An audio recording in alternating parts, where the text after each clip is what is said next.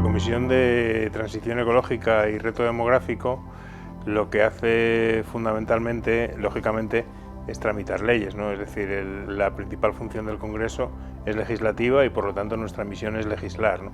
Y en este sentido, en esta legislatura hemos aprobado una ley de cambio climático, que es la primera ley de cambio climático que se aprueba en España y bueno, a mí me parece que pone las bases para las políticas de descarbonización en este país.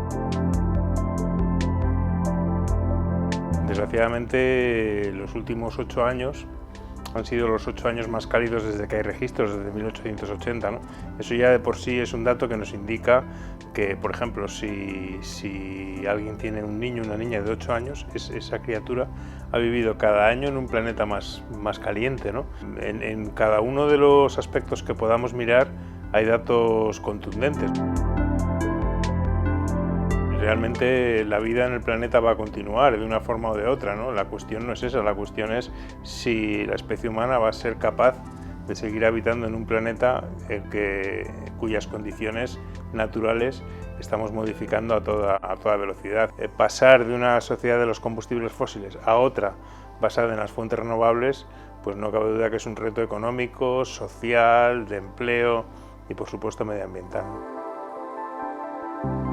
Hay una mayoría de partidos que reconocemos la gravedad y la importancia del cambio climático, pero luego también tenemos en la política española, desgraciadamente, existe el negacionismo climático y esto es muy disruptivo porque en el año 2019, en septiembre de 2019, el Congreso aprobó por unanimidad la declaración de emergencia climática, ¿no?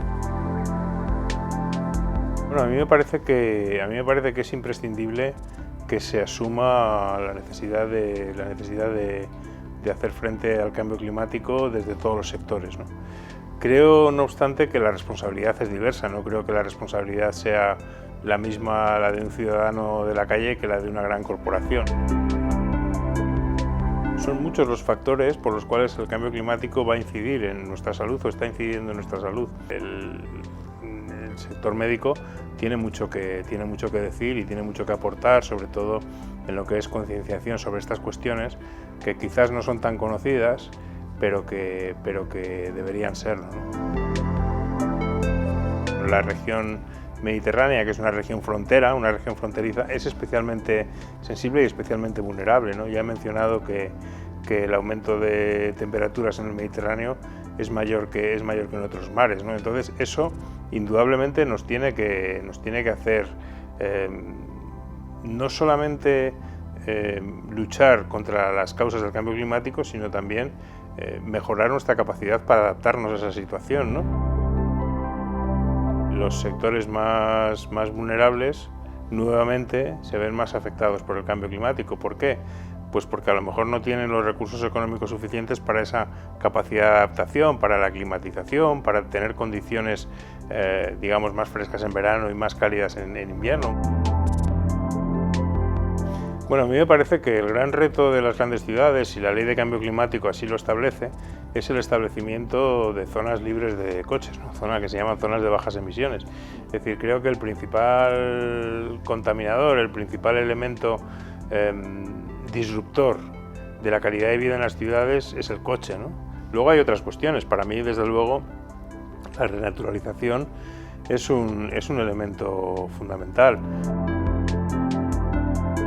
Las encuestas europeas, los eurobarómetros, muestran que efectivamente en España el nivel de conciencia sobre el cambio climático es alto. No nos sorprende porque claro, como decíamos, la problemática del cambio climático en España es más grave que en otros países, ¿no? Y en ese sentido hay una mayor preocupación, ¿no?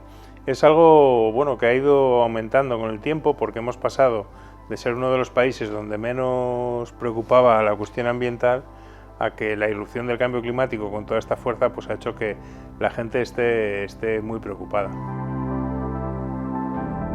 La realidad del cambio climático es la que es, eso es información, no es discutible, ¿no? Entonces, bueno, se basa más bien en el negacionismo, es un negacionismo político que se basa más bien en aprovechar las posibles consecuencias que puedan tener las medidas contra el cambio climático que puedan ser impopulares en determinados sectores para conseguir ese apoyo desde esos sectores, ¿no? Pero realmente creo que hay que tomárselo en serio y que hay que rebatirlo con datos y con información, porque me parece que es muy grave el negacionismo.